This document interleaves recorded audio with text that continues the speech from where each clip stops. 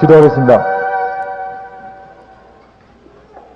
이 세상에 근심된 일이 많고 참 평안은 몰랐었습니다.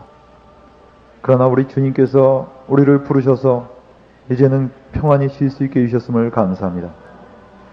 주님, 참으로 주님이 베푸신 이 은혜를 우리가 좀 더 알기를 원합니다.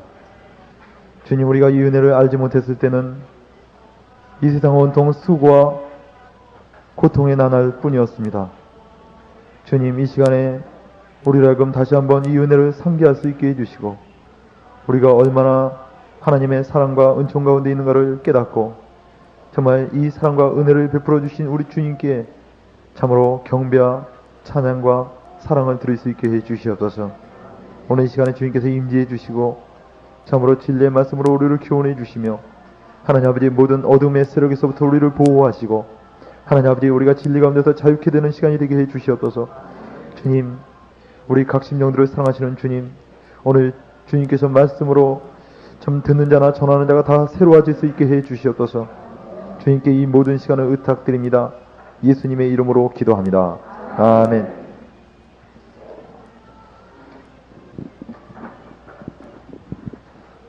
율법이냐 은혜냐 책 전부 다 읽으셨습니까? 읽는 과정이세요? 네, 그 레포트 쓰는 시간을 조금 여유를 두겠습니다. 책이 워낙 두꺼우니만큼 조금 시간을 두겠는데 여러분들 그러나 꼭 그 책을 한번 읽어보시기 바랍니다.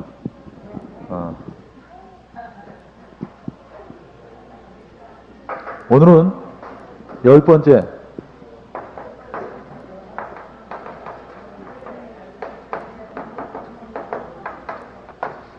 예. 어른이나 애들이나 숙제 내주는 건 다 싫어하더라고요. 예, 시험 보는 거 싫어하고.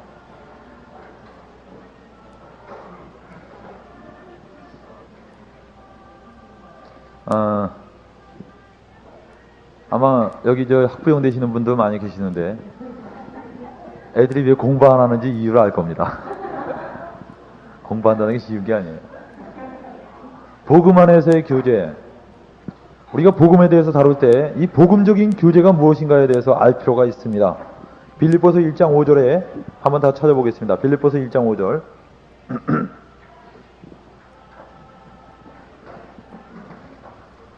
빌립보서 1장 5절에 보면 다 같이 읽어볼까요? 1장 5절. 첫날부터 이제까지 복음에서 너희가 교제함을 인함이라. 첫날부터 이제까지 복음에서 너희가 교제함을 인함이다. 복음에서 교제한다. 복음 안에서 교제한다 라는 의미입니다. 복음 안에서 교제함을 인함이라. 그래서 내가 너희 무리로 해서 기쁨으로 강구한다 그랬어요. 그럼 이 복음 안에서 교제한다는 게 무슨 뜻이냐? 여러분들이 교제라는 것은 대단히 중요합니다. 어떤 사람은 교회라는 말을 우리 보통 이렇게 쓰죠. 이 교회를 이렇게 쓰지 말자. 우리 저쪽에는 안 보이니까 이렇게 쓰지 말고 보세요. 네. 모든 사람을 기쁘게 한다는 게 어렵습니다. 네. 네. 아까 그게 가장 좋습니까? 이쪽은 희생돼야 되겠습니다.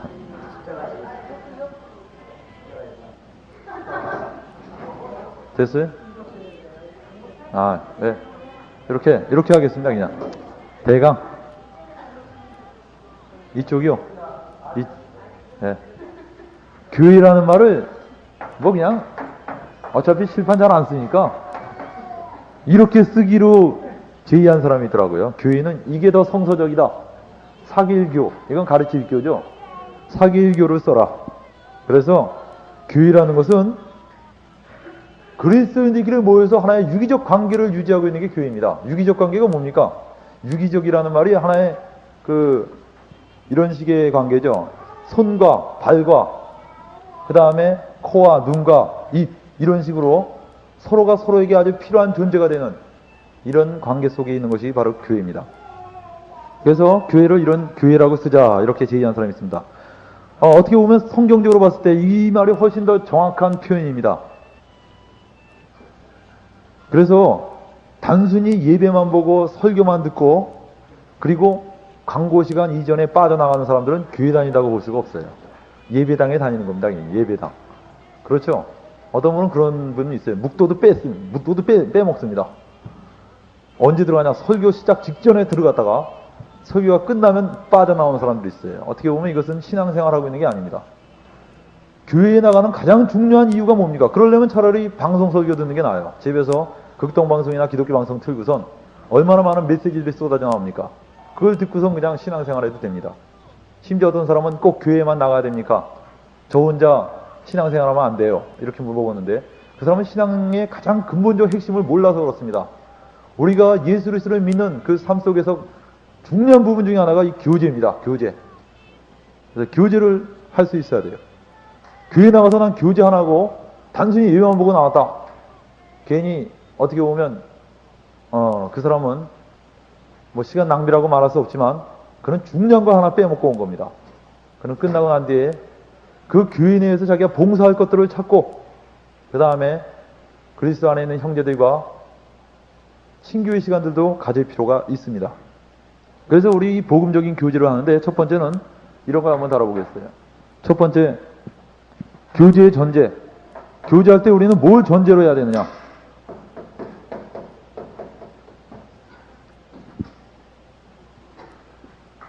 첫째는 뭐냐면 같은 복음을 가져야 됩니다. 같은 복음을 가져야 한다. 복음이 같아야 돼요. 복음이 다르면 이 교제가 이루어질 수가 없습니다. 사도 바울이 말하기를 다른 복음은 없나니? 라고 그랬어요. 누구든지 다른 복음을 전하는 자는 하늘에서 온 천사라 할지라도 저주를 받을지어다 라고 말했습니다. 복음이 다르면 교제가 잘 안 됩니다. 여러분들, 우리 그 기독교계에 파들이 굉장히 많죠. 감리교, 장로교, 친례교, 뭐 많습니다. 그런데 그들이 다양하고 아주 그 여러 가지 미묘한 의견 차이 때문에 많은 파들이 형성되어 있습니다. 그럼에도 불구하고 한 가지에 대해서만은 이구동성으로 일치하고 있습니다. 그게 뭐냐? 복음입니다. 이 복음에 대해서만큼은 이구동성으로 일치하고 있어요. 복음이라는 걸 우리 한마디로 표현하면 뭡니까? 한 줄로, 한 명제, 한번 가장 간단하게 표현한다면 우리 고린도전서 15장 1절로부터 4절에 있는 말씀을 사도 바울이 말한 것을 우리가 한번 표현해 볼 수 있어요. 고린도전서 15장 잠깐 찾아볼까요? 복음을 한 줄로 말하면 어떻게 해야 될까? 형제들아, 내가 너에게 전한 복음을 너희로 알게 하노니 이는 너희가 받은 것이요 또 그 가운데 선 것이라. 너희가 만일 나의 전한 그 말을 굳게 지키고 헛되이 믿지 않았으면 이로 말미암아 구원 얻으리라. 내가 받은 것을 먼저 너에게 전하였노니 이는 성경대로 그리스도께서 우리 주를 위하여 죽으시고 장사 지낸 바 되었다가 성경대로 사흘 만에 다시 살아나셨다. 복음이라는 것은 복음의 핵심이 여기 다 들어있습니다. 첫째는 뭡니까? 우리 죄를 위해서 주님께서 십자가 달려서 죽으셨다. 그리고 다시 부활하셨다. 누구든지 저를 믿으면 멸망하지 않고 영생을 얻는다. 이것이 바로 복음입니다. 이 복음에 대해서는 이의가 없어요. 이 복음에 대해서 이의 있는 사람은 문제가 있는 사람입니다. 그러나 여러분들 이 복음의 의미를 더 깊이 풀어놓은 것들이 바로 로마서와 갈라디아서와 그 외에 많은 우리 사도들의 서신서에서 발견할 수가 있는 겁니다. 그래서 여러분들 겨우 이 한 줄을 배우려고 우리가 한 학기 내내 이런 토론과 시간들을 낭비했습니까? 이 한 줄은 내가 원래부터 알고 있었던 줄입니다. 이렇게 얘기할지 모르지만 이것이 뭘 의미합니까? 그리스도께서 우리 죄를 위해서 죽으셨다. 이게 뭘 의미해요? 이것이 나에게 주는 그 의미가 뭡니까? 이런 걸 우리가 지금까지 파악해 본 거죠. 여러분들 다른 복음을 가진 사람이나 이단은가든 교제가 잘 안 됩니다. 그래서 여러분들 성경에서는 이런 다른 복음을 가진 사람 아니면 다른 정말 이 이단들과는 이야기도 하지 집에도 드리지 말라고 말하고 있죠. 우리는 이단들과 만날 수는 있습니다. 그러나 밀접한 관계를 갖는다는 건 곤란합니다. 여러분들 요즘에 우리나라에서 많이 번성하고 있는 이단 중에 그 박명호 나무꾼 선교사라고 말하는 박명호라는 집단이 예? 엘리야죠. 거기 뭐 그 사람 별명이 뭐 나무꾼 선교사인가 뭐 그렇다 그래요. 뭐 나무꾼 출신이래나 뭐 그래갖고 그 사람 우리 학교에 어떤 분이 거기를 한번 갔다 오더니 아주 그냥 한 번 가서 오셨어요. 그냥 침례교 다니시는 분인데 너무 좋다는 거예요. 천당 같대 거기가. 그래서 내가 쭉 들어봤어요. 들어보니까 뭐 건강에 대한 얘기야 뭐 그렇게 말을 잘한대요. 뭐 한 번 강의를 하면 뭐 10시간씩 안 되나? 그런데 제가 한번 물어봤어요. 그 사람 예수님에 대해서 얘기합니까? 했더니 그때 이분이 깨달은 거예요. 그 며칠 동안 있는데 예수님에 대해서 한 번도 얘기한 적이 없어요. 하나님에 대해서만 얘기합니다. 하나님. 그러면 이단들의 특징이 뭔지 아세요? 예수님에 대해서 분개하고 있어요. 왜? 자기가 차지해야 될 자리를 예수님이 차지한 것 같거든. 그러니까 분개하고 있어요. 정명석이라는 사람이 있습니다. JMS. 이 JMS 정명석의 약자로 알고 있었더니 이 사람들 만나서 얘기해 보니까 JMS가 뭐 지저스 모닝스타의 약자래요. 참 말은 또 얼마나 잘하는지 몰라요. 그렇게 지저스 모닝스타라는 사람의 설교를 내가 한번 본 적이 있는데 한 번도 예수님의 얘기에 대해서 한 적이 없어요. 오직 하나님에 대해서만 얘기합니다. 이상하잖아요? 왜 이렇게 예수님을 배척하는지 몰라요? 여호와의 증인들 어떻습니까? 예수님 삼위일체 하나님으로 인정하지 않아요.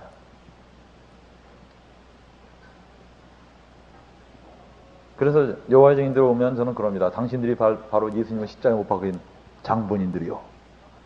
왜냐? 유대인들이 예수님이 참남하다고 해서 못 박아 죽였어요. 그죠? 유대인들에게 있어서 예수님은 무슨 제목으로 죽었는지 아세요? 참남죄로 죽었습니다. 참남죄.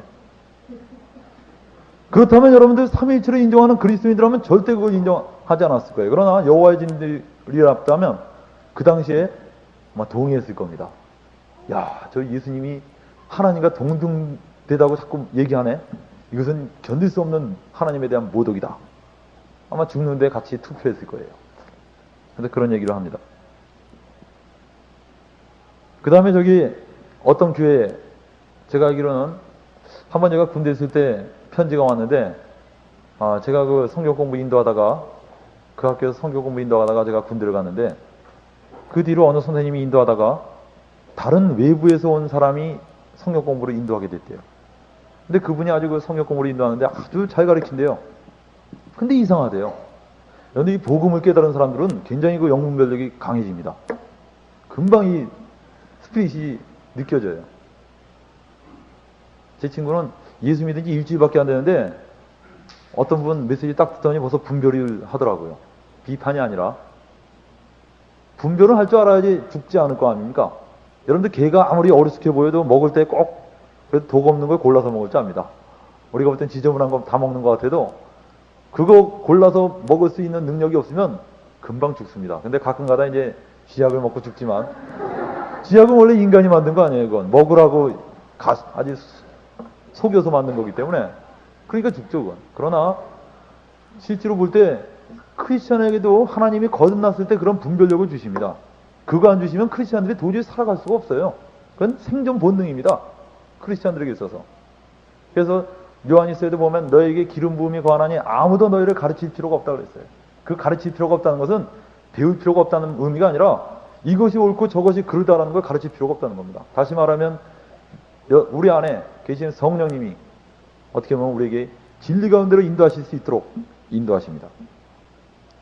근데 저희 학교에 그 선생님이 편지가 와서 이상하다는 겁니다. 근데 뭐가 이상한지는 모르겠대요. 그래서 그 사람이 가르치는 거 쭉 써서 한번 보내십시오 했더니 보냈는데 뭐 이상한 게 없어요. 그래서 제가 물어봤어요. 그분이 뭐 칼빈에 대해서 어떻게 생각하십니까? 했더니 칼빈이나 이런 기존 거기에 대해서 비판을 한다 그래요. 그래요? 그래서 제가 휴가 간 다음에 그 가르치는 분과 한번 만났어요. 딱 만났는데 그분이 참 노련하더라고요. 사람을 살았는데 저보고서 그냥 그냥 참 마음에 들게 생겼다든가 뭐 이런 식으로 그냥 딱 얘기를 하면서 사람을 그냥 휘어잡더라고요. 웃기는 사람이에요. 그래서 제가 죄송합니다. 제가 이 말버릇이 너무 나빠갖고 이런 거 본받을까봐 좀 겁납니다. 이거 제가 좀 말이 좀 거친 사람인데 근데 이렇게 앉아서 우리가 서로 대화를 나누는데 이분하고 쭉 나누다가 제가 한 가지 의견에 충돌이 생겼어요. 무슨 의견이 충돌이 생겼냐? 도대체 당신들 주장하는 게 뭐냐? 얘기를 쭉 듣는데 한 가지에서 서로 의견 충돌이 생겼습니다. 뭐냐면 세례요한이 실패했다는 거예요. 그 부분이 좀 독특해요. 근데 세례요한이 예수 그리스도의 길을 예비하라고 왔는데 제대로 예비하지 못하고 괜히 쓸데없이 그 헤롯한테 가서 잔소리하다가 잡혀서 목 잘라서 죽었다는 거. 그걸 그렇게 강조해요. 근데 글쎄 일리도 있는 것 같아요. 세례요한이 실패했다. 근데 내가 볼 때는 성경에서 세례요한이 실패했다? 그게 뭐 그렇게 중요하게 부각을 시킬까? 아무튼 내가 생각할 때 세례요한이 실패한 것 같지 않아. 하고 할 일 다 하고선 예수님이 이제 나타나셔야 될 때니까 자기는 뭐라 그랬어요? 그는 흥하여겠고 자기는 쇠하리라서 쇠하는 과정으로 내가 없어진 걸로 알고 있는데 실패했다는 걸 굉장히 강조해서 그것 때문에 한참 뭐 다방에서 막 소리를 빽빽 지르다가 논쟁에서 여러분들 원래 이 법이 없습니다. 논쟁은 원래 피하라 그러더라고요. 근데 그 당시에 저도 뭐 그게 왜 실패한 거냐 막 이러다가 헤어졌습니다. 근데 나중에야 이유를 알았어요. 왜 세례요한이 실패해야 된다는 걸 그렇게 중요하냐. 통일교에서 그러더라고. 통일교에서 세례요한이 실패했다. 그래서 왜 그러냐. 그러니까 논리가 세례요한이 실패했기 때문에 예수님도 궤도 수정을 했다는 거예요. 예수님을 원래 길을 예비하러 왔는데 세례요한이 실패했기 때문에 예수님도 원래 하려고 했던 그 계획을 수정해서 엉뚱하게 십자가 달려 죽었다는 거예요. 그 원래 하려고 했던 그 일을 못하고 죽었기 때문에 원래 하려고 했던 그 일을 누군가 해야 되는데 멀리서 생각하지 말라고 자꾸 그러는 겁니다.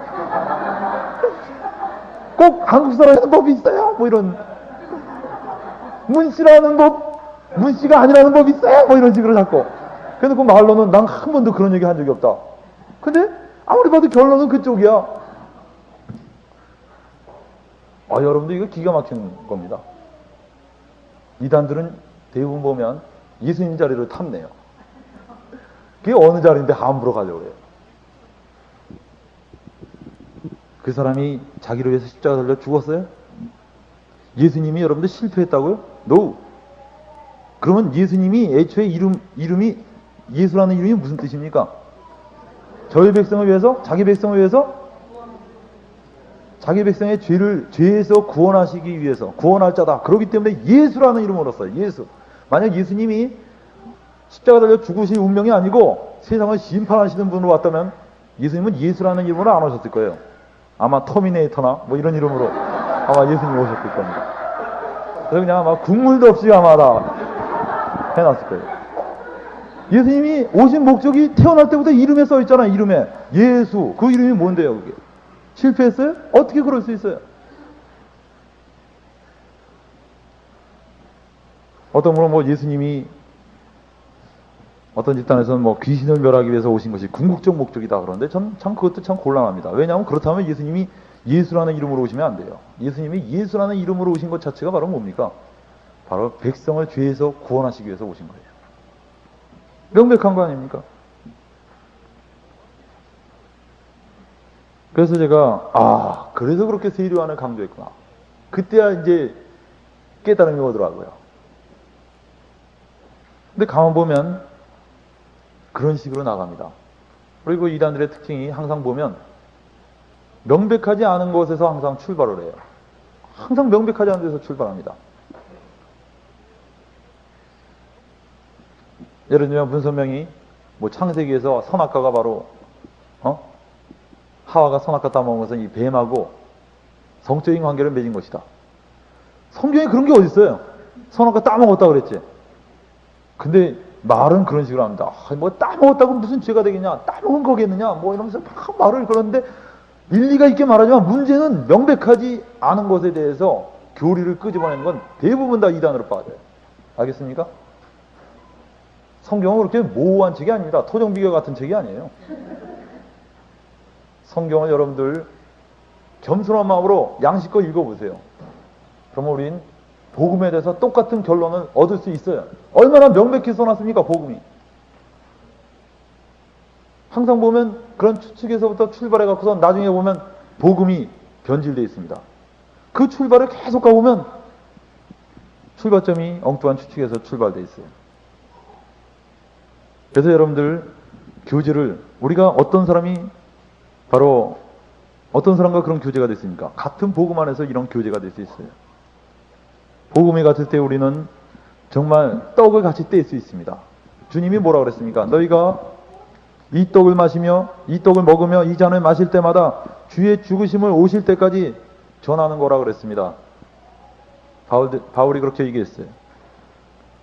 여러분들, 우리가 그리스도인들끼리 모여서 이 성찬식 한다는 거 참 중요한 의미를 갖고 있습니다. 이게 무슨 뜻인지 아세요? 한 복음 안에 있다는 겁니다. 우린 그리스도 안에서 하나다. 주님의 몸을 서로 나누고 있어요. 엄밀한 의미에서 여러분들 예배 속에는 이 성찬이 들어가야지 정상적인 예배입니다. 우리 요즘에 너무 예배가 그냥 인스턴트식으로 돼갖고 1시간 동안 예배 다 보려니까 성찬까지 하려면 굉장히 시간이 걸리니까 그거 빼버리고 주로 그냥 막 넘어가고 그러는데, 실제로 볼 땐 예배 속에 이 성찬이 있어야 돼요. 성찬을 통해서 주님이 우리를 위해서 찢기고 죽으셨다. 매주에 강조해야 될 사실 아닙니까? 이 복음이 얼마나 중요한 사실이에요. 제가 대학 다닐 때, 제가 서울대 그 기도학생에 있으면서 우리 기도학생에서 집회할 때 박사님과 교수님들 많이 모십니다. 오셔서 말씀을 증거할 때 순수한 복음을 증거하신 분을 제가 한 번도 들어본 적이 없어요. 대부분 오시면 웬 철학적인 얘기를 그렇게 많이 하시는지. 아마 그 뭐 서울대생이라 그래 생각해서 아마 아주 뭐 날카롭게 가르치려고 그러시는 건지, 아무튼 막 굉장히 아무튼 복잡하게 말씀하셔요. 그러다가 우리 그 한사랑 선교의 김한식 선교사님이 처음으로 서울대학교에서 한번 집회를 하게 됐어요. 그때 한사랑 선교가 처음 등록이 되면서 전도 집회를 준비했습니다. 근데 저도 그런데 익숙해 있어서, 야, 우리 김한식 선교사님이 무슨 철학적인 얘기를 할 수 있을까? 맨날 전도만 하신 분인데, 그리고 음대 나오신 분이 철학적인 얘기하면 얼마나 우습습니까, 그것도. 고민이 되더라고요. 근데 이분이, 뭐 서울대생 하면 별거냐고, 복음 증거해야지 이러더라고요. 그러더니 그냥 전도 집회 때 그냥 복음을 증거하더라고요. 별겁니까, 그 사람들? 다 하나님의 피조물이고 구원받아야 될 죄인들입니다. 복음을 증거했어요. 막 사람들이 그냥 놀랬습니다. 복음을 증거해서 저런 걸 증거하다니 해서 놀란 게 아니라 너무 놀라운 이 진리의 말씀에 대해서 충격을 받은 거예요. 복음이 여러분들 결코 사람들에게 다 알고 있는 상식이 아닙니다. 죄인들에게 있어서 신선한 충격이고 감격입니다. 복음을 부끄러워하지 마세요. 사도 바울도 내가 복음을 부끄러워하지 않는다 그랬어요. 여러분들, 이 복음을 우리는 매 만날 때마다 확인할 수가 있어요. 확인할 필요가 있습니다. 그래서 여러분들, 교제라는 게 뭡니까? 어떤 사람과 대화가 돼요? 공통점이 있는 사람과 대화가 되죠? 공통점이 하나도 없는 사람끼리는 교제가 안 돼요. 그죠? 공통점이 있는 사람은 교제가 돼요. 학교에서도 저 교제를 나누려고 탁 보면 저 사람하고 무슨 공통점인가 딱 봤을 때, 저 사람은 컴퓨터에 아주 일가견이 있는 사람은 컴퓨터 쪽에서 이야기를 시다가 얘기가 쏟아져 나옵니다. 그죠? 우리 그리스도인들에게 있어서 공통점이 뭡니까? 복음입니다. 이 공통점을 서로 확인하고 서로 격려하고 세워주는 것. 이 교제의 전제가 되어 있어야 돼요. 복음. 그 다음에 두 번째는 뭡니까? 교제의 전제로 두 번째는 형제 사랑과 겸손입니다. 주님이 우리에게 명령하신 형제를 사랑해야 된다는 이 주님의 명령. 그리고 겸손. 그래서 우리 교제할 때 이 두 가지를 갖출 필요가 있습니다. 여러분들 형제 사랑 그러는데 형제가 어떤 사람이 형제입니까? 예, 성령 안에서 거듭난 사람들이 바로 형제들이죠. 베드로전서 1장 23절에 보면 이런 말씀이 있습니다. 너희가 거듭난 것이 썩어질 씨로 된 것이 아니요 썩지 아니할 씨로 된 것이니 하나님의 살아있고 항상 있는 말씀으로 되었느니라. 그러면서 25절에 보면 너에게 전한 복음이 곧 이 말씀이니라 그랬어요. 베드로전서 1장 23절 25절. 우리가 거듭난 것이 뭡니까? 하나님의 말씀으로 되었다 그랬어요. 어떤 분은 이 말씀을 또 오해해 갖고선 당신 거듭났어? 그러다가 거듭났습니다 그랬더니 몇 장 몇 절로 구원받았냐고 그러더라고. 참 이렇게 참 문자적이고 의문에 묵을 수 있어요. 여러분들, 우리가 거듭난 것은 바로 이 하나님 말씀으로 거듭났고 이 복음으로 거듭났습니다. 그렇기 때문에 우리는 복음 안에서 형제들이에요. 형제들이란 바로 이 복음 안에서 한 복음을 가진 성령 안에 성령으로 말미암아 거듭난 사람들, 그 사람들이 바로 형제들입니다. 그래서 여러분들, 일반적으로 거듭나면 몇 가지 본능들이 생깁니다. 거듭난 사람들이 본능이 생기죠. 어떤 본능이 생깁니까? 우리 보통 일반적으로 거듭난 사람들은 이런 본능이 생긴다고 그러죠. 하나님 말씀을 사모하게 된다. 왜냐하면 영의 양식이죠. 그렇기 때문에 하나님 말씀을 사모하게 되죠. 베드로가 말하기를 순전하고 신령한 젖을 사모하라. 그 신령하고 순전한 젖이 바로 하나님 말씀입니다. 그 다음에 우리 중요한 구원해 준 것 중에 그 본능 중에 하나가 진짜 중요한 건 뭐냐? 형제 사랑이에요. 형제 사랑. 왜 그러냐면 요한일서 3장 14절에 보면 우리가 형제를 사랑함으로 사망에서 옮겨 생명으로 들어간 줄을 알거냐 그랬어요. 우리가 형제를 사랑함으로 사망에서 옮겨 생명으로 들어간 줄을 안다 그랬어요. 그 사람이 거듭나는지 어떻게 합니까? 형제를 사랑함으로써 그것을 알 수 있다고 얘기했습니다. 베드로전서 1장 22절을 다시 보면 거기에 이런 말씀이 있습니다. 베드로전서 1장 22절 너희가 진리를 순종함으로 너희 영혼을 깨끗하게 하여 거짓이 없이 형제를 사랑하게 이르렀으니 어떻게 됐다고 그랬어요? 거짓이 없이 형제를 사랑하게 이르렀다고 그랬어요. 마음으로 뜨겁게 피차 사랑하라. 거듭난 사람에게 하나의 본능이 생기는데 그게 바로 뭐냐? 형제 사랑입니다. 여러분들 예수 그리스도를 처음 믿고 난 다음에 정말 내가 정말 이 구원을 받았다. 이 확신 속에 있을 때 예수 믿는 형제들 보면 입이 짝짝 벌어져요. 그렇게 반가울 수가 없어요. 저는 중학교 1학년 때 거듭났습니다. 참 내가 예수 믿는 게 이렇게 기쁜 줄은 몰랐다 하면서 주님을 열심히 따르고 있었는데 한번 동네에서 주의 피로 이런 샘물 이걸 부르면서 한 집단이 지나가더라고요. 얼마나 신나는지 저도 뒤쫓아가면서 그냥 막 부르는 것 같습니다. 그랬더니 이 사람들이 동네 동산으로 올라가더니 뭐라고 막 전도를 하는데 이상해 기분이. 메시지가 이상해요. 그래서 물어봤어요. 어디에서 나오셨습니까? 내가 전도관에서 나왔대. 전도관. 그래서 그 사람들하고 막 논쟁을 하니까 그 전도사가 아주 조그만 게 까분다고 그런 식으로 뭐라고 그러더라고요. 그래서 아무튼 전 돌아왔는데 아무튼 예수 믿는 사람들 보면 그렇게 반가울 수가 없어요. 찬송가 부르고 막 정말 이 기도원에서 마음이 막 열립니다. 가끔 이상한 사람들도 물론 있지만 잘 모르죠. 그냥 찬송가만 부르면 다 형제들인 줄 알고 반갑고 기쁘죠. 여러분들 그건 거듭난 사람의 본능이에요. 본성입니다. 만약에 어떤 사람이 거듭났는데도 형제에 대해서 관심이 없다. 그 거듭났는지 의심스러운 사람입니다. 그리고 여러분들 예수님께서도 뭐라고 말씀하셨냐면 요한복음 13장 34절 35절 유명한 구절 아닙니까? 한번 외워볼까요? 새 계명을 너에게 주노니 서로 사랑하라. 내가 너를 사랑한 것 같이 너희도 서로 사랑하라. 너희가 서로 사랑하면 이로써 모든 사람이 너희가 내 제자인 줄 알리라 그랬어요. 여러분들 형제 사랑은 그리스도인으로서의 그리스도인의 배지입니다. 배지. 누구도 그렇게 얘기했어요. 그리스도인의 배지가 뭐냐? 그것은 붕어 모양이 아니라 그리스도인의 진정한 배지는 바로 사랑이라는 겁니다. 형제를 사랑하는 그 사랑. 그 다음에 또 하나는 뭡니까? 교제에 있어서 바탕이 될 게 겸손이죠. 겸손.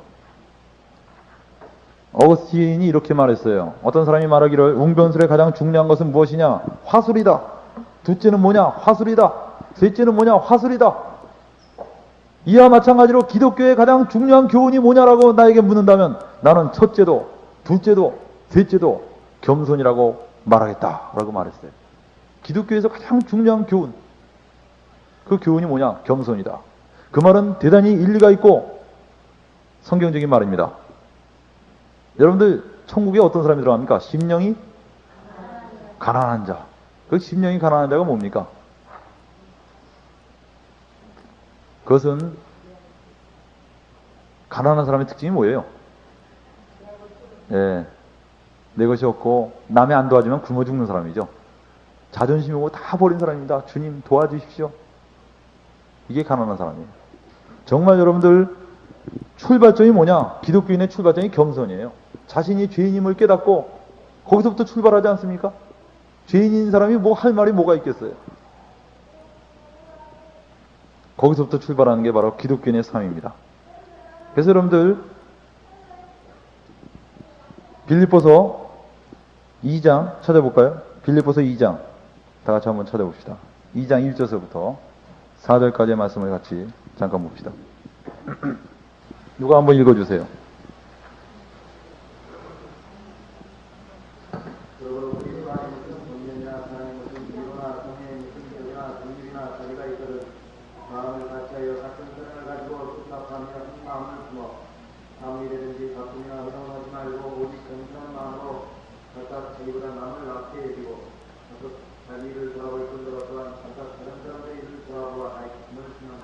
예. 여기서 뭐라 그랬습니까?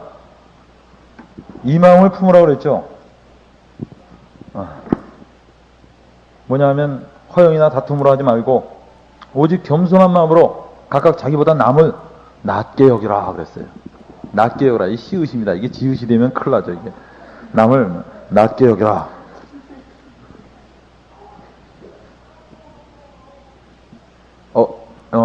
프랜시스라는 사람이 있습니다. 아시시의 프랜시스. 우리 성 프랜시스라고 그러죠. 이 사람이 참 겸손한 사람입니다. 얼마나 겸손했는지 몰라요. 그 사람이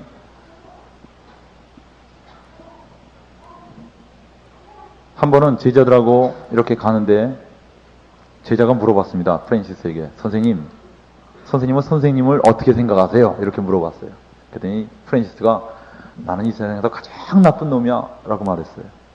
그러니까 제자가 그냥 화가 났어요. 선생님 너무하십니다. 저렇게 가식적으로 말할 수 있나 하는 식으로 아마 대꾸한 것 같아요. 선생님은 지금 온 세상 사람들의 선생님이 성자라고 말하고 있는데 어떻게 선생님이 그렇게 말씀하실 수 있습니까? 그랬더니 프랜시스가 정색을 하면서 하는 말이 아니요. 만약에 이 세상에 가장 나쁜 사람이라고 할지라도 나에게 베푸신 그 하나님의 은혜를 받았다면 나보다 훨씬 더 성스러운 사람 됐을 것이고 그러니 내가 가장 나쁜 놈 아니요. 그런 걸 진짜 그렇게 생각하고 있었어요. 여러분들 그리스도인 간의 교제 속에서 이 겸손이 바탕이 되지 않았다면 형제와 진정한 교제가 이루어질 수 없습니다. 여러분들 사도 바울 경우를 전 한번 보게 되는데 바울이 굉장히 잔인한 사람이었습니다. 우리 사도행전에 보면 그냥 스데반을 죽인 이야기를 그냥 몇 구절 안 돼서 그냥 휙 지나가지만 생각해 보세요, 여러분. 스데반이라는 사람이 참 천사 같은 사람인데 그 사람을 돌로 쳐 죽일 때 바울이 주동이 됐습니다. 죽여. 눈 하나 깜짝 안 했어요. 그리고 사도 바울이 주동이 되고 그 사도 바울 주위에다 사람들, 증인들이 옷을 벗어놓고는 돌로 쳐서 죽였어요. 분명히 여러분들 바울도 돌로 들어서 친 겁니다. 그걸로 모자라서 돌아다니면서 예수 믿는 사람을 전부 다 잡아서 감옥에 집어넣습니다. 실제로. 그것도 모자라서 다른 지방까지 원정 가고 있다가 꼬꾸라졌어요. 아마 여러분들 피가 떨리지 않겠어요? 만약에 우리 형제들의 말에 피도 눈물도 없이 와갖고선 그냥 비참하게 돌로 쳐서 죽이고 그런 사람이 생존에 있다고 해봅시다. 얼마나 그 사람에 대해서 치가 떨리겠어요? 얼마나 유명했는지 그 멀리 있는 크리스찬들까지도 사울의 명성을 들었어요. 사울? 그 지독한 놈. 그런데 꼬꾸라져서 예수 믿었어요. 그 바울이 말년에 할 수 있는 말이 뭐겠습니까? 많은 사람이 이런 식으로 말합니다. 바울을 하나님이 택하신 것은 당대에 바울이 참 공부도 많이 하고 똑똑했기 때문에 택했다. 예. 맞습니다. 실제로 바울이 똑똑하기 때문에 택한 게 아니에요. 결코. 바울은 결코 그렇게 말하지 않았습니다. 왜냐하면 그 당시에 바울보다 똑똑한 사람이 왜 없겠어요? 얼마나 많았겠습니까? 하나님은 그게 아니라 나 같은 죄인도 하나님의 은혜를 받으면 이렇게 될 수 있다는 걸 보여주시기 위해서 자기를 택했다고 고백하고 있어요. 이것이 여러분들 사도 바울을 택한 궁극적인 하나님의 이유입니다. 그렇기 때문에 여러분들 바울도 하늘나라에 가면 어떨까요? 얼마나 겸손하겠어요. 저는 하늘나라에 가면 참 겸손한 사람밖에 없을 것 같아요. 베드로도 뭐 내가 예수님 부인했어. 겸손하죠. 다윗도 내가 한번 사람 죽였다고 겸손해요. 아브라함도 내가 아내를 누이라고 속였다고 겸손합니다. 야곱도 내가 삼촌 거 많이 떼어먹었다. 잘난 사람이 하나도 없어요. 잘난 사람이. 그죠? 그래서 하늘에 가면 누구만 높이냐? 우리를 구원하신 우리 주님을 높입니다. 찬양합니다. 여러분들 그 스웨덴북이라는 사람이 있어요. 스웨덴북. 그 스웨덴북이라는 사람이 천국을 자주 왔다 갔다 했다 그럽니다. 근데 이 스웨덴북이라는 사람이 쓴 책을 한번 보니까 이 사람은 천국이 여러 층으로 되어 있다 그래요. 지옥도 여러 층으로 되어 있다 그래요. 그래서 사람이 자기 수준에 맞는 쪽으로 탁탁탁 들어간대요. 근데 그 사람 책을 한참 읽다 보면 예수 믿을 필요가 없더라고요. 왜냐하면 딱 자기 수준에 맞는 데 가니까 예수님을 믿으면 조금 도움은 되지만 그냥 자기 수준에 맞는 데 가는 거예요. 그냥. 이상해. 이건 복음이 아니야. 근데 이 사람은 자기가 갔다 왔다는 거야. 갔다 왔다는데요. 뭐 할 말 있어요? 그러나 여러분 아무리 갔다 왔다 그래도 사도 바울이 뭐라 그러는지 아세요? 하늘에서부터 천사가 말했다 할지라도 다른 복음이 되는 것은 저주를 받을지어다. 여러분들 만약에 스웨덴북 말이 옳다고 해봅시다. 천당이 여러 층이 되어 있다고 그래봐요. 근데 그 사람 말로는 위층에 있는 사람이 아래층은 내려올 수 있대요. 근데 아래층에 있는 사람은 위층은 못 올라간대요. 그렇다면 우리 죽으면 사도 바울 만날 수 있을까요? 그 사람 말대로 한다면? 난 정말 우리 천국에 가서 우리 형제들 베드로도 만나서 좀 여러 가지도 물어보고 막 그럴 텐데 못 만나는 거야. 이건 가니까 너는 한 4층에 머물러 있어라. 아니 뭐 1층이 밑바닥이 나면 1층에 머물러 있어라. 5층에는 뭐 베드로나 뭐 바울이 있대. 만나볼 길이 있나? 만약에 천국이 그렇게 됐다면 어떻게 생각하겠어요, 여러분? 아마 1층에 있는 사람들은 겸손할 거예요. 정말 나 같은 죄인 살리신 강도들, 이런 사람들만 갔으니까. 뭐 예수님 오른쪽에서 죽은 강도들. 순전히 은혜 가운데 간 거 아닙니까? 한 거 아무것도 없이. 그 사람은 그냥 겸손해서 우리 주님께서 이렇게 저를 구원해 주셨습니다. 할렐루야! 이럴 텐데 층이 좀 더 올라갈수록 목에다 힘주는 사람 많을 거예요. 그죠? 내가 여기 어떻게 하는지 알아? 1억 썼어, 1억. 내가 여기 어떻게 하는지 알아? 새벽기도 한 번도 빠진 적 없어. 그리고 나중에 거꾸로 못 박혀서 죽었어. 야, 넌 그거 가지고 그러니? 내가 여기 어떻게 하는지 아니? 난 100만 명 전도했어. 여러분, 이런 사람들하고 같이 살고 싶어요? 아니면 강도들이 정말 나 같은 죄인 살리신 주 은혜 놀라와 그쪽에서 살고 싶어요? 예? 여러분들 복음을 잘 깨달아야 돼요, 여러분. 복음을 정말 잘 깨달아야 됩니다.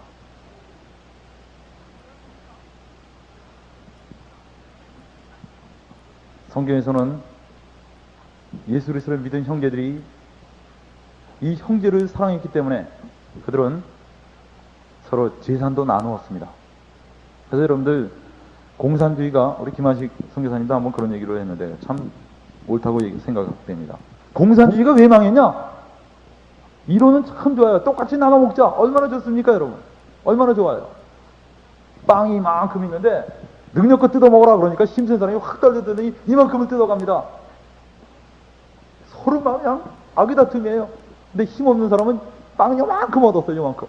그러니까 빵 이만큼 얻은 사람이 너 배고프지? 이 빵 조금 줄 테니까 이제부터 내 심부름해. 이게 자본주의 아닙니까 이게? 공산주의 뭡니까? 빵 탁 갖다 놓으니 다 같이 똑같이 논아 먹자. 여기서 그냥 똑같이 논아 먹는 겁니다. 어느 게 더 좋아요? 어느 게 더 인간적입니까? 공산주의죠? 근데 왜 망했냐 이거 공산주의가? 왜 망했냐? 사랑이 없기 때문이야. 사랑이 결여됐기 때문에 그들은 실패했어요. 제대로 이걸 하려니까 똑같이 나눠 먹자 그러니까 우리 똑같이 나눠 먹읍시다 하면서 이 칼질하는 사람이 자기 거 자를 때는 조금 이상하게 자르더라고. 안 돼 그게. 아무리 뭐 몇 명 죽였는데도 불구하고 계속 자르더니 이상하게 잘라대. 칼날이 똑바로 들어가다 삐뚤어 가고. 제대로 못합니다. 제대로 못해요. 이거는 인간의 마음속에 있는 그 사랑으로 가능한 겁니다. 그래서 여러분들 심지어 사도 바울은 종한테도 이렇게 얘기했습니다. 너희 상전을 복종해라. 상전한테. 왜 복종하냐? 예수 믿는 상전이라고 해서 너희들 반항하지 말아라. 예수 믿는 상전이라고 해서 형제라고 해서 함부로 대하지 말고 그들에게 복종해라. 왜냐? 형제를 사랑해야 되기 때문이다. 이유가 간단합니다. 그가 형제라면 형제를 사랑해야 된다는 그 이유 때문에 복종하고 오히려 따르라는 거예요. 디모데전서 6장 2절에 그렇게 말하고 있죠. 근데 여러분들 초대교회는 어땠습니까? 초대교회는 엄밀한 의미에서 기독교적 공산주의가 이루어졌어요. 그죠?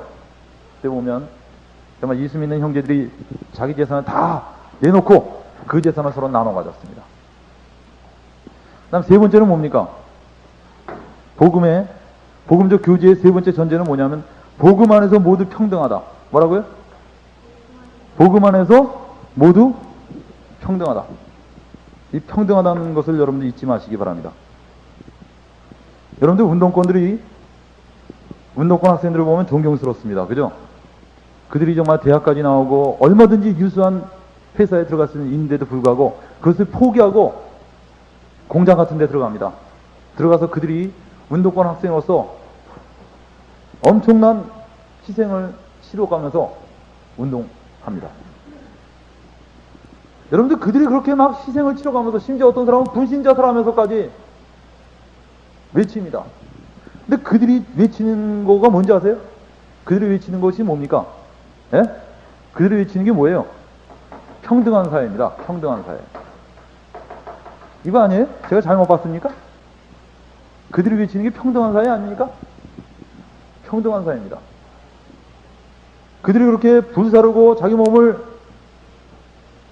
분신자살하면서까지도 아까워하지 않고 요구하고 갈구하고 있는 게 이 평등한 사회입니다. 평등한 사회 와달라 이겁니다. 근데 여러분들 이것은 피 흘리며 싸워도 와주지 않습니다. 이 평등한 사회. 근데 여러분들 하나님 나라는 이 평등한 사회예요. 여러분들 보통 우리가 신학적으로 교회를 하나님 나라라고 그러는데 골로새서 3장 11절 한번 찾아봅시다. 골로새서 3장 11절.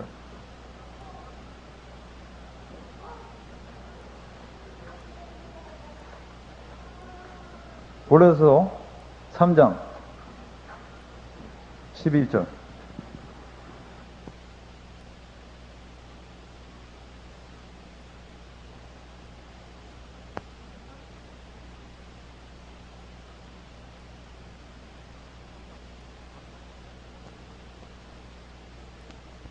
불사르고 자기 몸을 분신자살하면서까지도 아까워하지 않고 요구하고 갈구하고 있는 게 이 평등한 사회입니다. 평등한 사회 와달라 이겁니다.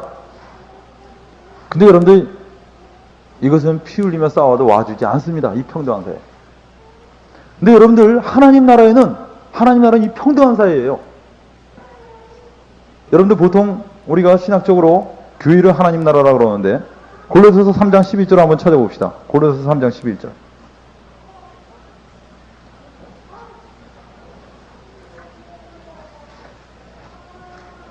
골로새서 3장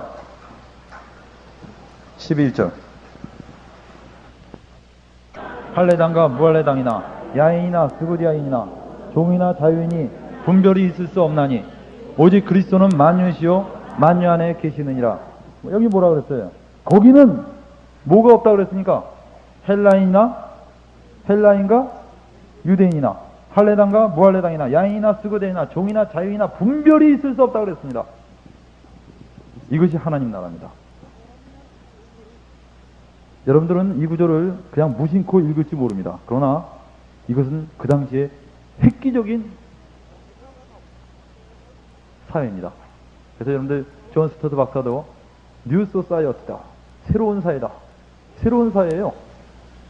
그 당시에 사람들이 상상할 수 없었던 사회가 교회 내에서 이루어졌어요.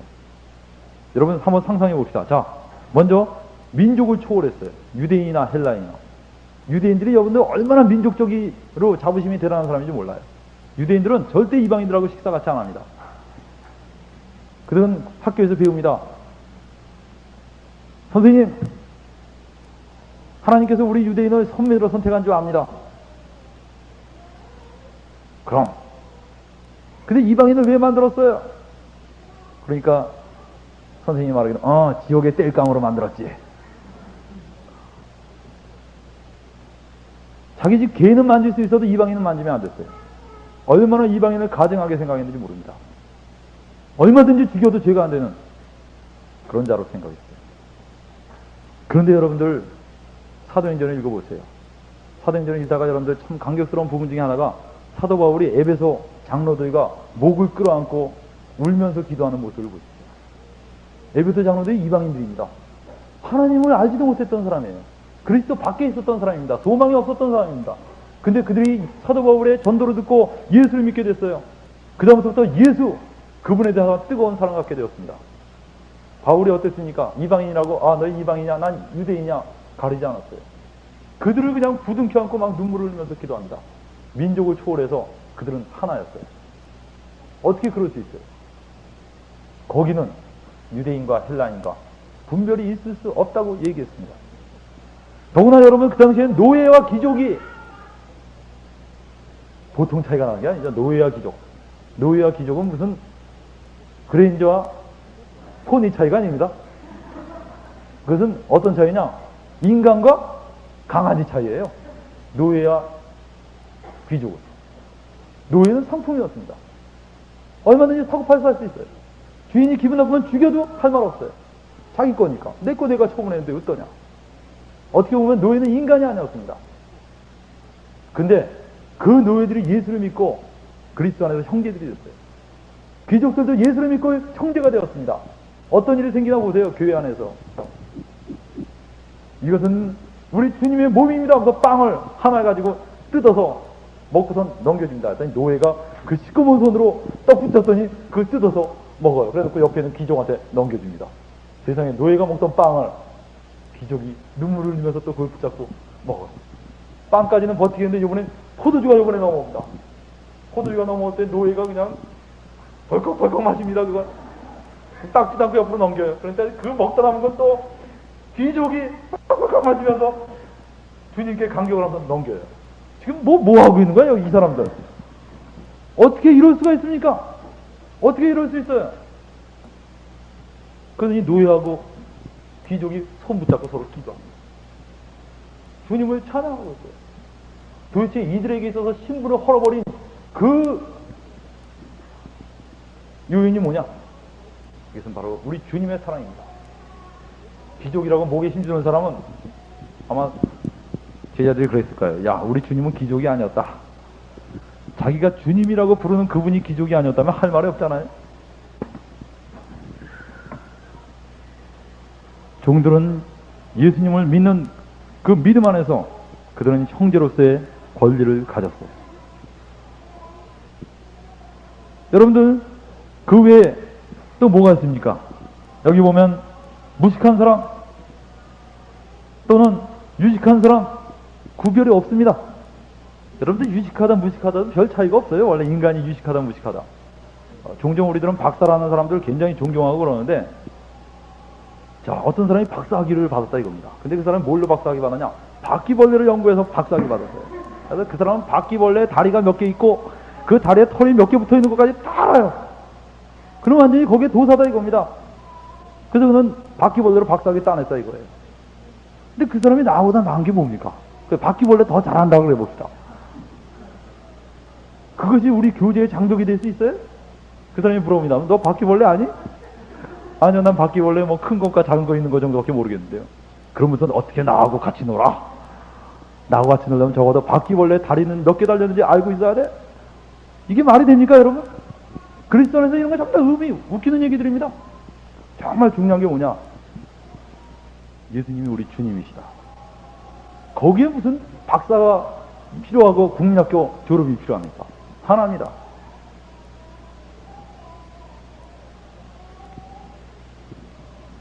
부자와 가난한 자 구별이 없어요. 여러분들 이거 새로운 사회 아니에요? 그래서 여러분들 당대의 사람들의 눈에 봤을 때는 교회가 굉장히 이상한 집단이었어요. 그들은 분명히 한 나라 제도 속에 있으면서 그 제도 속에서 분명히 새로운 사회를 구성하고 있었습니다. 진짜 뉴 소사이어티였어요. 참 굉장한 사회였습니다. 근데 그것을 언젠가부터 상실하기 시작했어요. 교회에 신분이 생기기 시작하고 구별이 생기기 시작하고 이북 사람끼리 모이는 교회, 강남의 부자들이 모이는 교회, 가난한 사람은 갈 수 없는 교회, 서로 막 벽을 긋고 싸우기 시작했습니다. 이것은 여러분들 그렇기 때문에 세상 사람들이 볼 때, 교회 사람들이 볼 때 별 볼 일 없는 거예요. 너희들 다른 게 뭐가 있냐? 운동권 학생들이 예수 믿는 사람 우습게 봅니다. 너희들 다른 게 뭐가 있냐? 정치인들에게 아분하고 너희 교회 내에서 구제하니? 아무것도 안 해요. 서로 잘 살려고만 하고 맨날 축복 기도할 때 머리가 되게 하시고 꼬리가 되지 말게 해주시옵소서. 맨날 머리가 맨날 머리가 되게. 운동권은 머리가 되는 게 아니라 정말 꼬리가 돼서 뭔가 희생하려고 뛰는데 예수 믿는 사람은 그냥 높은 데만 올라가려고 그러고 매력을 상실했어요. 매력을 상실했어요. 그래서 여러분들 운동권들한테 여러분이 추구하는 사회는 여기 있어요. 와보세요. 어디에서 와봤다가 이게 뭐니? 실망하고 가요. 여러분들 원래 그걸 보여줘야 됩니다. 원래 크리스찬들이 그걸 보여줄 수 있었어야만 돼요. 이것이 하나님 나라 모형 아닙니까, 여러분? 교회가 하나님 나라 아닙니까? 하나님 나라가 어떤 데인가를 보여줘야 돼요. 초월이 돼야 됩니다.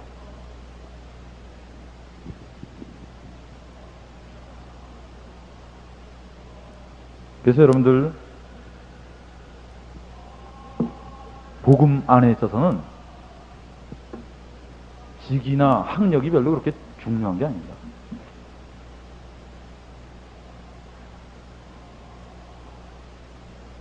학생들한테 공부 열심히 하라고 그러죠. 공부 열심히 하는데 어떤 분 대학 떨어져서 좌절하는 애도 있어요.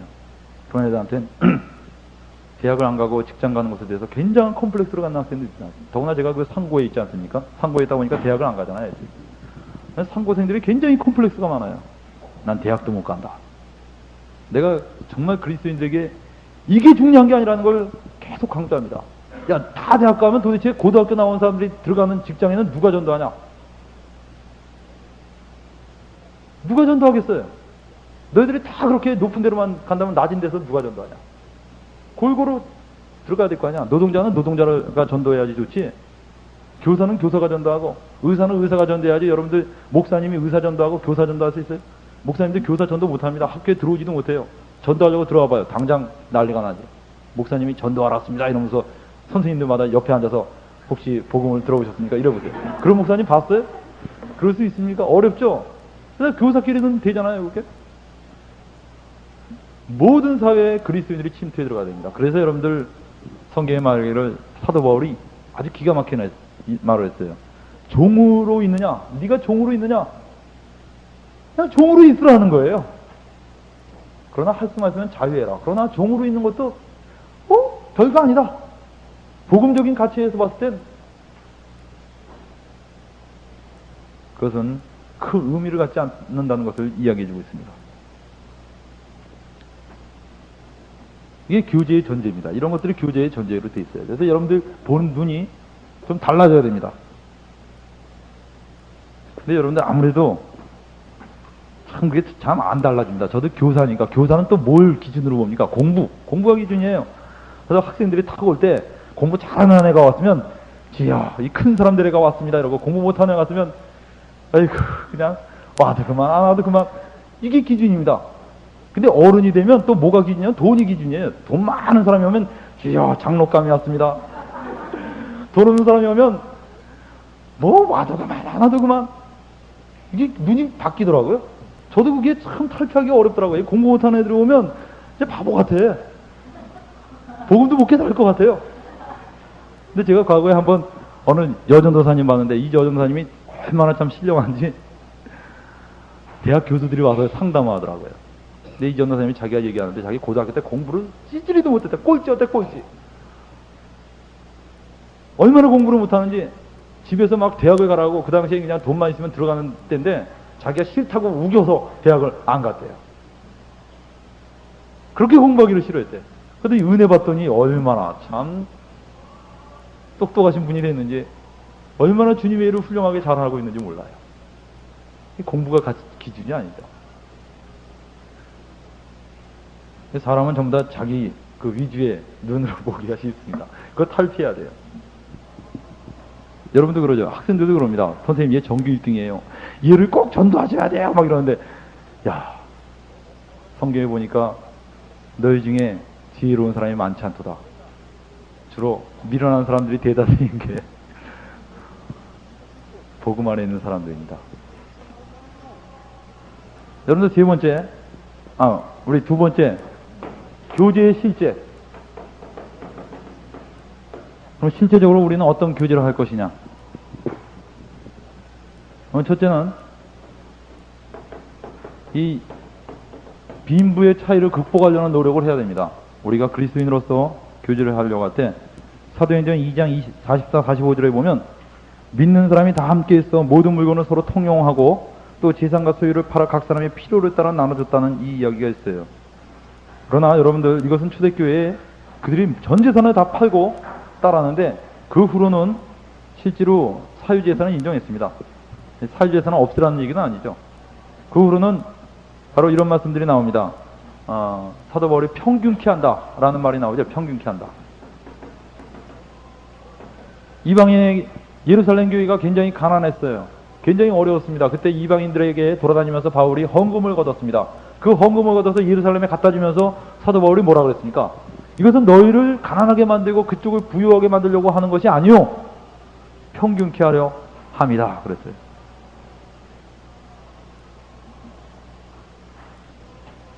여러분들, 현대교회가 이 빈부의 차이를 좁히기 위한 노력을 해야 됩니다.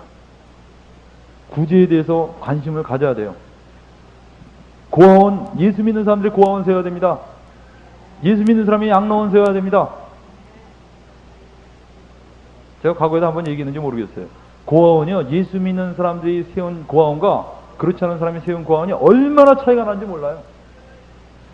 제가 그 두 군데를 한번 가봤는데, 물론 한두 군데 가보고서 이런 결론 내린다는 게 우스운 얘기 같지만, 예수 믿는 사람들이 세운 고아원은 분위기가 다릅니다. 학생들이 막 찬양을 부르고 기도하고 뭔가 희망이 넘치는 것 같아요. 근데 예수 안 믿는 사람이 세운 고아원에 가니까 애들이 폭삭 찌들어 있어요. 완전히 거짓말하고 남이 공부하면 뺏어요. 너만 공부 잘하면 되겠니? 우리 단체를 꼴찌하자. 걔네들이 학교에 밑바닥을 다 막고 있어요. 걔네들이 도둑 사건이 났다면 걔네들입니다. 엉망이에요. 원장이라는 사람은 애들이 한 번 보기가 어렵습니다. 바깥으로만 도는지. 크리스천들이 세워보세요. 그들에게 예수 그리스도를 심어줍니다. 하나님 아버지의 그 사랑을 가르쳐줘요.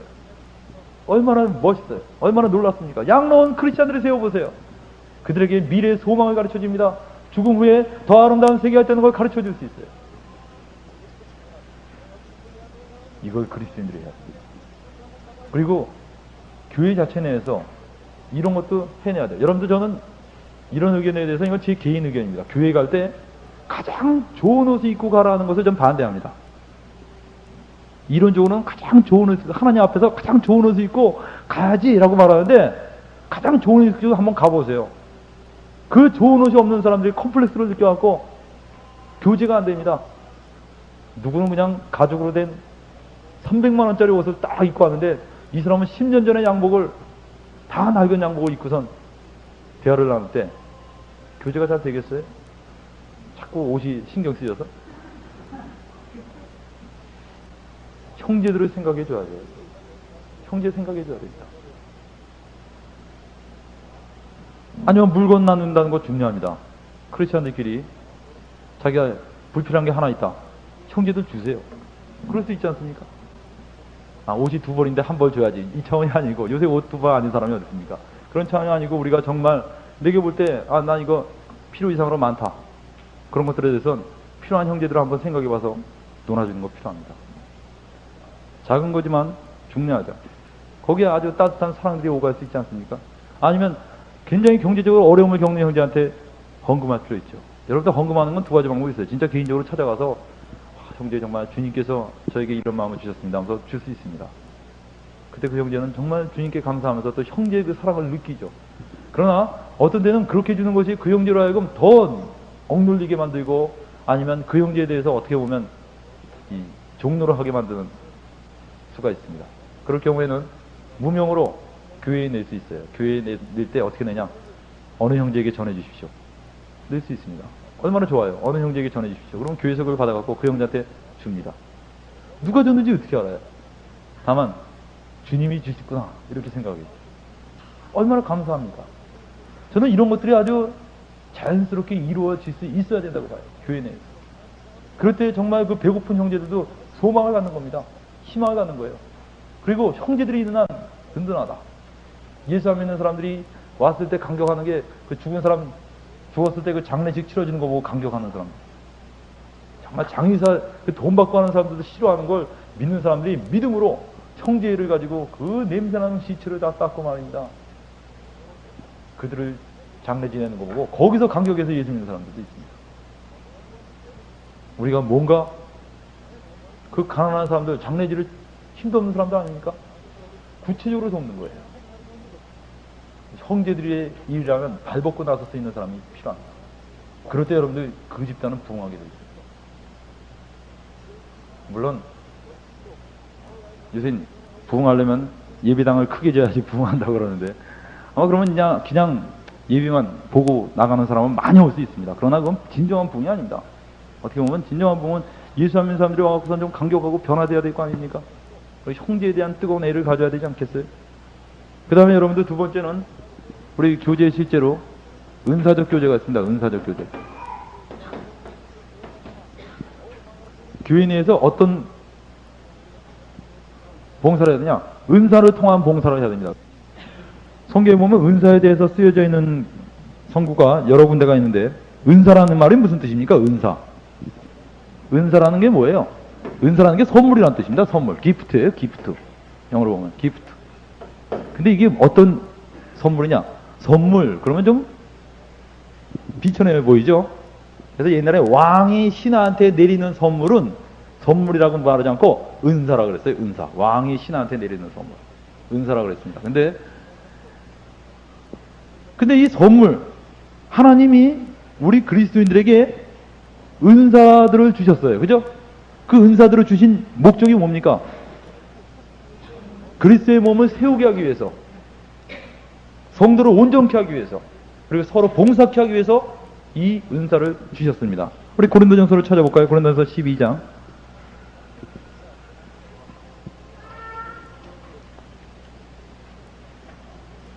고린도전서 12장 4절서부터 11절까지 말씀에 그 은사에 대해서 이야기가 있습니다. 그 다음에 에베소서 4장 은사에 대해서 있는 부분들을 뭐 많이 있지만 중요한 부분 한 세 부분만 얘기했어요. 에베소서 4장 11절서부터 13절까지 12절까지 11절 12절 이 두 구절이 있습니다. 요거를 한번 손으로 잡아 두시고 로마서 12장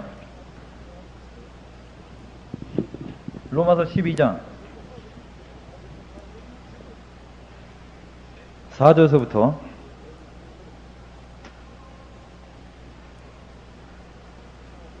8절까지 4절부터 8절까지 말씀이 있습니다.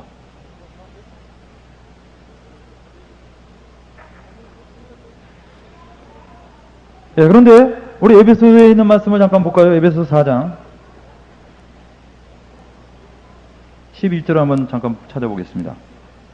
여기 보면 그가 혹은 사도로 혹은 선지자로 혹은 복음 전환자로 혹은 목사와 교수하로 주셨으니 이는 성도를 온전케 하며 봉사일을 하게 하며 그리스도의 몸을 세우려 하심이라 그랬어요. 여기서 뭐라 그랬어요? 성도를 온전케 하며 그리스도의 몸을 세우게 하기 위해서 은사를 주셨다 그랬습니다. 그래서 여러분들 예수 그리스도를 믿는 사람들 안에는 하나님이 이런 은사들을 주셨는데 이 은사들을 통해서 봉사하게 한 겁니다. 서로 봉사하게. 절대 여러분들 슈퍼스타 없습니다. 어떤 사람은 내가 9가지 은사를 다 받은 사람이에요 막 이렇게 말하는데 그 사람은 혼자서 교회를 한다는 얘기입니다. 혼자서. 그건 불가능합니다. 하나님은 그렇게 한 사람에게 집중하지 않아요. 몇 가지 뺍니다. 왜? 너에게도 형제가 필요하다.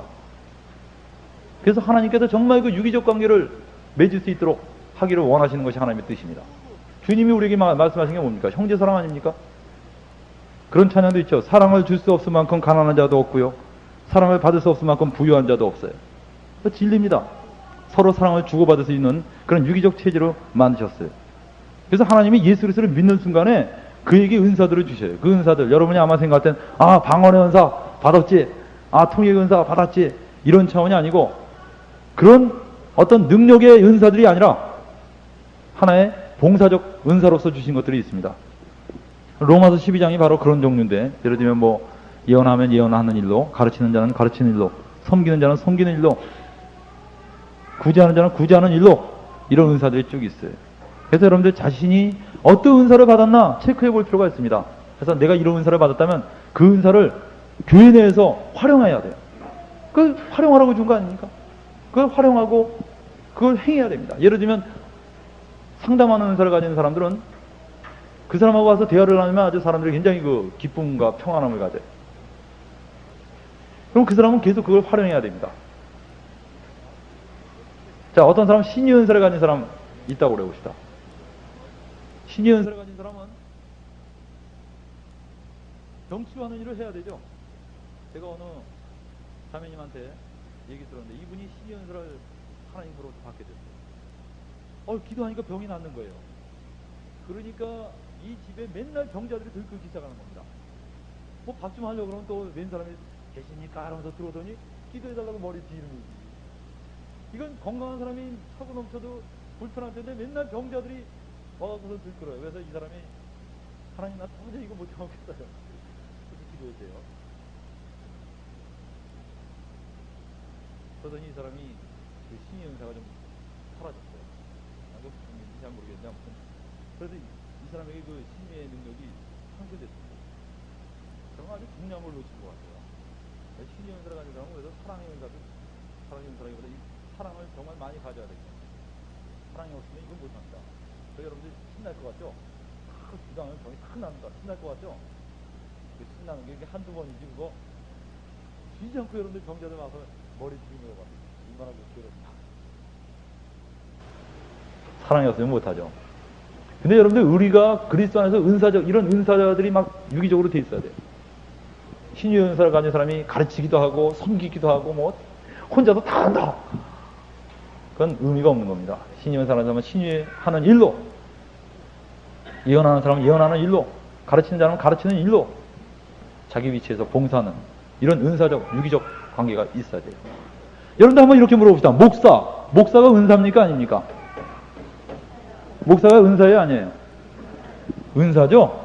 목사도 은사입니다. 그 다음에 거기 에베소서 4장에 뭐라 나왔어요? 우리 아까 거기 잡아 들어가는데 예. 뭐라 그랬죠? 혹은 사도로, 혹은 선지자, 혹은 복음 전하는 자, 혹은 목사, 교사. 엄밀히 말하면 목자죠. 목자, 교사. 근데 우리나라에서는 이 목자와 교사가 합해서 목사가 됐는데 하나님의 은사입니다.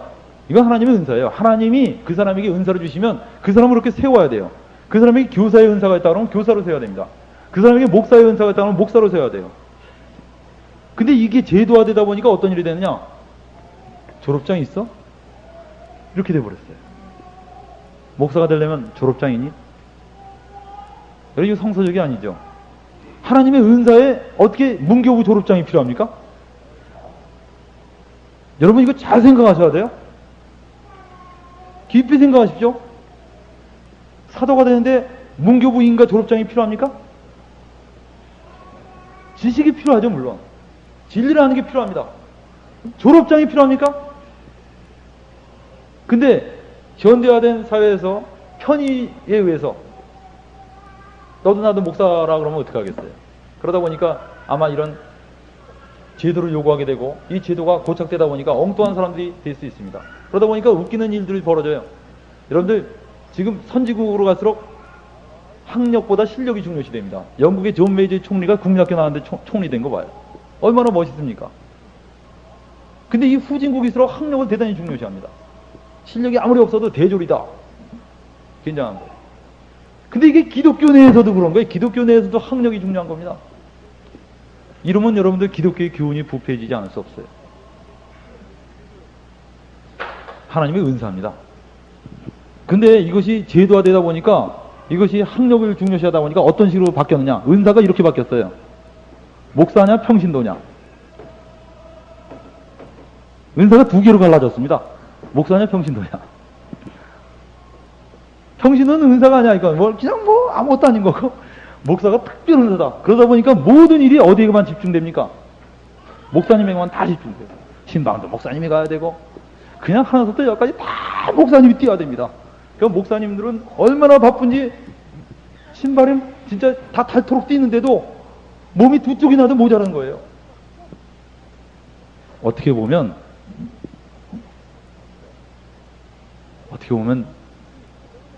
스스로 그렇게 만든 걸지도 몰라요. 만약에 교회의 본질을 알고 있었다면 목사에게 모든 게 집중되는 건 말이 안 됩니다. 은사로 나눠야 될 겁니다. 쫙 갈라야 될 거예요. 교사의 은사를 가진 사람은 교사로 세우고, 복음 전하는 은사를 가진 사람은 복음 전하로 세우고, 사도 은사를 가진 사람은 사도 은사로 세우고. 이거 은사예요. 하나님의 은사입니다. 저 사람 목회자 노릇을 하고 있다. 요번에 우리 김한식 선교사님이 목사 안수 받아갖고선 또 이게 또 아주 굉장히 한번 부서스에 오른 적이 있죠. 근데 여러분들 엄밀히 봅시다. 김한식 목사님이 목회를 하고 있습니까? 안 합니까? 목회하고 있어요. 그럼 목회하고 있는 사람이 목사 아니에요? 아니 그 단어가 그렇게 중요합니까? 목회하고 있는 사람은 목사 아니에요, 그냥. 근데 가만히 있다가 목사라는 말로 붙이자마자 왜 목사냐? 여러분들 안수받아서 목사라고 난 말하고 싶지도 않아요. 엄밀히 보면 빵가게 빵 팔고 있으면 빵집 아닙니까? 꼭 간판이 붙어야지 빵집입니까, 그게?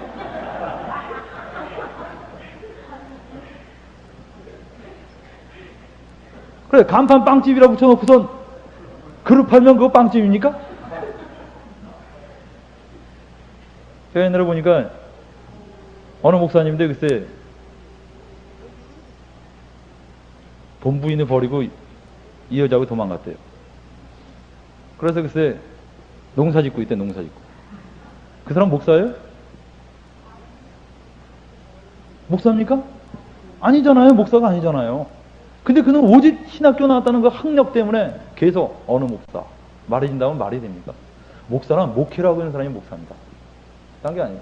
목회 그만두면 그 다음부터 목사가 아니에요. 뭡니까? 내가 지금 교직 그만둔다 그래봐요. 내가 교사입니까 그러면? 아니죠. 교사.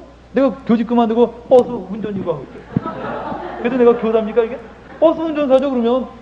내가 아무리 사대를 나오고 뭐 수학 교육과를 나오고 아무리 그래봤자 버스 운전하면 운전사예요.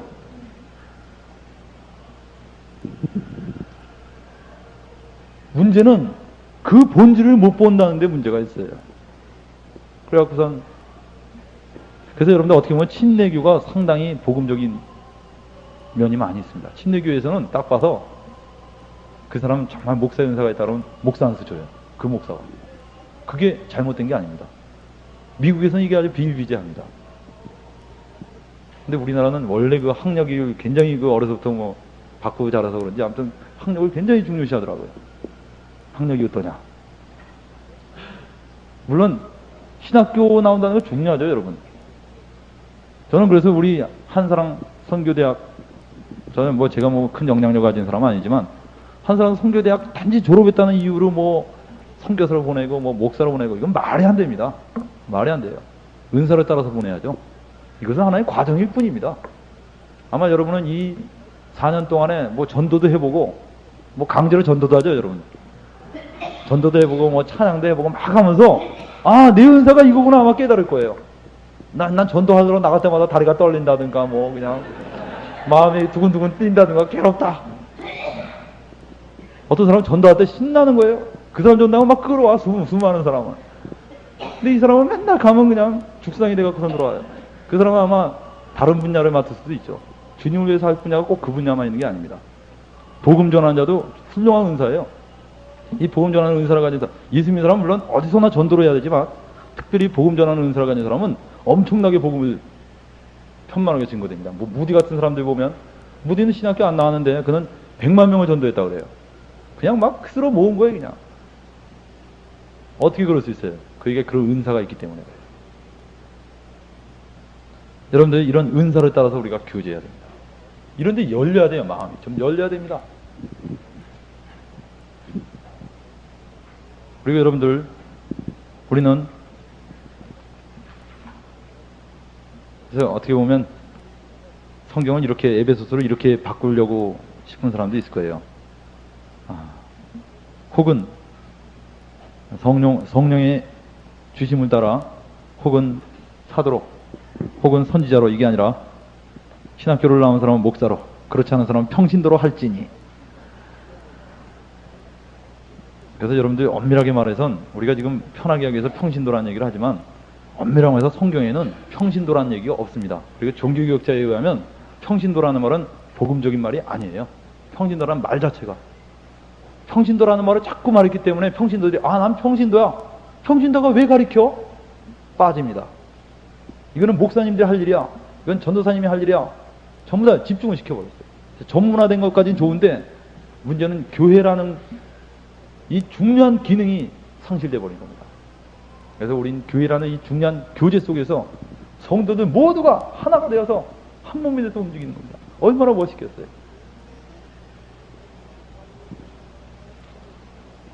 그 다음에 우리 세 번째는 그리스도인의 우정. 더 친교. 교제 속에는 이 친교도 중요하죠. 그래서 여러분들 예수 믿는 사람끼리 점점 더 친해진다는 건 중요합니다. 그래서 우리 예수 믿는 사람끼리 만나서 꼭 복음에 대한 얘기만 할 필요는 없죠. 그죠? 예수 믿는 사람끼리 만나서 꼭 사무적으로 만나면 은혜 가운데 지내셨어요? 요번 주에 깨달은 게 뭐죠? 기도 제목 없어요? 이런 걸로만 다루면요, 어떻게 보면 그리스도 안의 교제가 아주 겉도는 겁니다.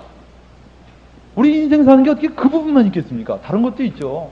뭐 요번에 아파트 추첨해서 떨어진 거, 아니면 뭐 그 외에 사업이 지금 안 되고 있는 거, 아니면 그 외에 자기 마음에 있는 여러 가지 불안, 가족적인 문제들, 사소한 거, 시시콜콜한 것까지 하다못해 취미에 대해서도 다 서로 나눌 수 있어야 됩니다. 그럴 때 그리스도 안에 있는 형제들과 친해진다는 것처럼 아름다운 게 없어요. 그래서 여러분들 우리 형제들, 친해진 형제들 보면 뭐까지 하냐면 자기 죄를 토해놓기까지 하더라고요. 난 무슨 죄를 짓고 있는데 나 고민된다. 이걸 위해서 기도해달라. 여러분들 친구 있습니까? 친구 있어요? 정말 친한 친구들 있어요? 그래서 그 친구한테는 뭐든지 털어놓을 수 있다. 아무한테나 털어놓을 수 없잖아요. 예수 믿는 형제라고 형제요 내 말 좀 들으시죠 그래놓고서는 막 은밀한 죄를 다 털어놓으면 그 형제 충격받아서 다시는 그 사람하고 안 놀 거예요. 근데 여러분들 예수 믿는 형제들끼리 아주 친하게 지내면요 참 좋습니다. 어떤 형제는 그 친구하고 대화 나누면서 자기에게 있는 어떤 습관적인 죄들을 솔직하게 털어놓기 시작했어요. 그 형제가 다 듣더니 나도 솔직히 이러한 죄들이 있다. 다 털어놓습니다. 그래서 이것을 위해서 주님께 기도하자는 겁니다. 서로 은밀한 죄를 털어놓기 시작했을 때 이미 하나님의 성령께서 역사하기 시작합니다. 참 좋아요. 그죠? 여러분들, 그래서 저도 그 친구가 많았었는데 이 친구들이 글쎄 대학 졸업하면서 전부 다 미국으로 공부하러 가고 뭐 흐지부지 그냥 흩어져 버렸어요. 그래서 우리 한 사랑의 내 또래가 그나마 한 명 있었는데 그나마 또 일본으로 가더라고요. 뭐 박사를 받겠더라. 그래서 참 전 친구가 굉장히 많이 친구를 잊어버렸어요. 그러면서도 그 친한 친구가 있는데 그 형 지금과는 2년에 한 번 만나나 그런데도 친해요. 워낙 양쪽이 바쁘니까 못 만나는데도 전화 한 통하면 그렇게 반갑습니다. 그래서 아주 솔직한 교제들을 나누고 그래요. 그러면서 제가 느끼는 게 정말 예수 믿는 친한 친구가 옆에 있으면 얼마나 좋을까.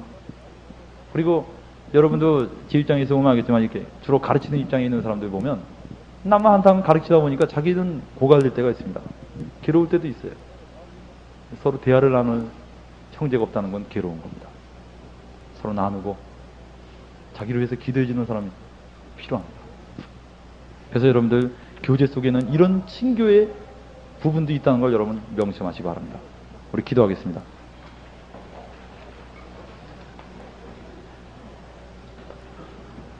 하나님 아버지, 우리가 과거에는 형제들이 아니었습니다. 우리들은 서로 다른 분야에서 자기 인생을 위해서 살았던 그런 사람들입니다. 그러나 이젠 그리스도 안에서 우리를 형제가 되게 해주신 하나님, 그리고 이 형제가 된 우리들이 서로 교제케 하시고 정말 은사적인 교제가 무엇이며 친교가 무엇인지를 알게 하신 주님을 찬양합니다.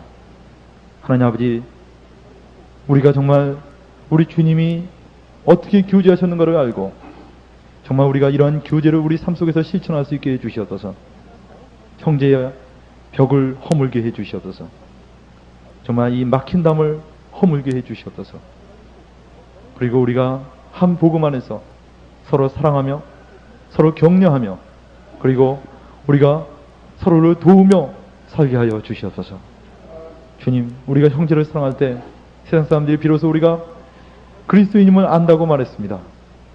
우리가 형제 사랑하기를 게을리하지 말고 형제 사랑하기를 열심을 낼 수 있게 해 주시옵소서. 예수님의 이름으로 기도합니다. 아멘. 할렐루야. 아멘. 할렐루야. 주님을 찬양합니다. 할렐루야.